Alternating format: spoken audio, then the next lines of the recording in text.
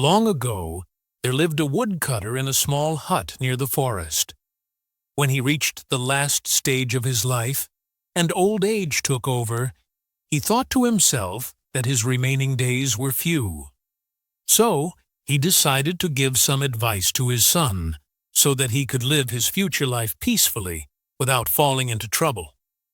He called his son close and gently said, "My son, as you know, at the far end of the forest, there stands a great cedar tree. I never touched it my entire life. You also must never go near it. Tomorrow, you will go alone to the forest to cut wood, as I am no longer able to do this work. But remember, never cut that cedar tree. You may cut any other tree in the forest, but stay away from that one. Never, ever cut it." Saying this, the woodcutter passed away forever. His son wept bitterly, for life seemed difficult without his father. Time passed. The boy, named Ali, followed his father's advice and kept cutting wood in the forest, but never touched the cedar tree. One day, while chopping wood with the old axe he inherited from his father, his eyes fell upon that very cedar tree. It was enormous, unlike anything he had ever seen. Its leaves were deep green, and its trunk was covered with strange carvings, as though it had stood there for centuries, holding secrets from an ancient time. Curiosity overwhelmed him. Carefully, he approached the tree. As he got closer, he noticed something pressed beneath one of its massive roots. Gripping his axe, he cut through the root and began digging. The soil was soft, and soon he uncovered an ancient chest made of precious wood, tightly shut, with mysterious engravings he had never seen before. Excitement rushed through Ali. He glanced around to ensure he was alone, then slowly opened the chest. His heart pounded. Inside were mysterious items, an old ring and a letter, written in an unknown language. Though he couldn't understand it, his heart told him these things hid a great secret. Ali carried the chest home. His wife Laili, a beautiful woman, was waiting for him. When she saw the strange chest, she grew fearful and urged him to return it where he found it. But Ali, fascinated by such relics, confidently said, "Do not be afraid, Laili. I must discover the truth behind this chest, the very thing my father forbade." That night, Laili fell asleep after dinner, but Ali couldn't. He kept examining the ring.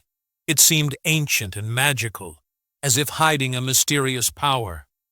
By morning, Ali told his wife, "This chest holds secrets beyond imagination. I have decided to travel to Baghdad.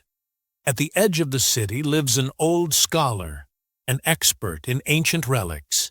Perhaps he can read the inscriptions and this letter." He bid farewell to his wife and set off on horseback toward Baghdad.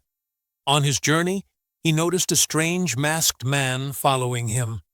No matter how Ali tried to change paths, the man continued tailing him until he reached the city gates. Inside Baghdad, amidst its lively streets, Ali finally reached the old man's hut. The sage carefully examined the chest and its engravings. Then the letter.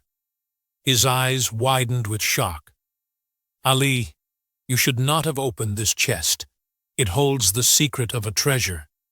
This very letter was buried years ago by your father. He too once found it, during a journey, and hid it beneath that tree. He never spoke of it, because he knew this treasure brings great trials and dangers.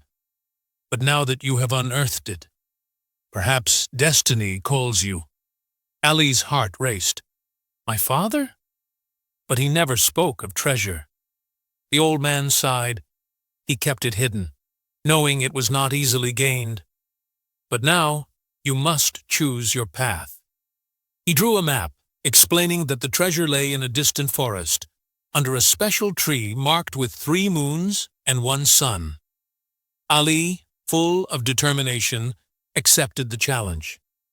Returning home, he told Layli of the sage's words and showed her the map. Though doubtful, she too felt a spark of hope. The next morning, Ali wore the mysterious ring, packed the map, and set out. His journey was perilous. Mountains, valleys, eerie voices, but he pressed on. In one village, a kind old woman saw his ring and gasped, "This is the ring of light. Keep it on. It will guide you in darkness and protect you." That night in the forest, Ali was ambushed by 3 masked men with daggers. Fear gripped him, but as he clenched the ring, it glowed with a radiant light, forcing them to retreat in terror. Ali realized the ring was not only for light, it was protection. Later, he dreamt of a great tree marked with 3 moons and 1 sun, beneath which lay a golden chest. Using the map, he searched tirelessly until he finally found that very tree. Digging with blistered hands, he unearthed the golden chest.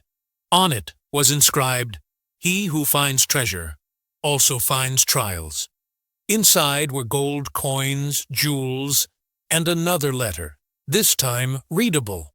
It said, "O heir of this treasure, this wealth is yours, but its true value lies only when used for others. Your father hid it to prevent greed from destroying lives. Now you are grown, and the choice is yours."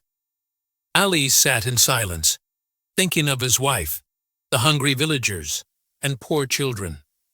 Then, making a noble decision, he returned home. The next day, he went to the marketplace, opened the chest, and distributed the treasure among the poor. Ali was remembered not as the one who found treasure, but as the one who shared it. The magical ring remained with him, no longer just jewelry, but a symbol of sacrifice and service.